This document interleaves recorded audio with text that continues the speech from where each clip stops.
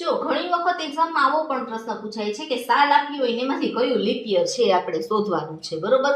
હવે આપણે બધાને ખબર જ છે કે લીપ યર દર 4 વર્ષે આવે.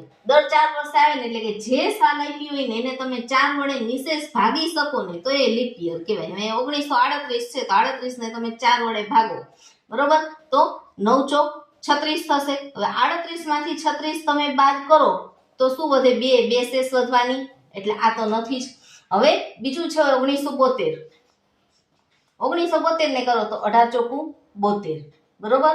એટલે આ જે છે એને આપણે નિશેષ ભાગી શકાય, એટલે ઓપ્શન બી સાચો છે. તેમ છતાંય આપણે બેને જોઈ લઈએ. ચલો હવે 18/4, બરોબર, તો ચોકે ચોકે 16, તો 18 ઓછા 16 એટલે બે શેષ વધી, એટલે આ નથી.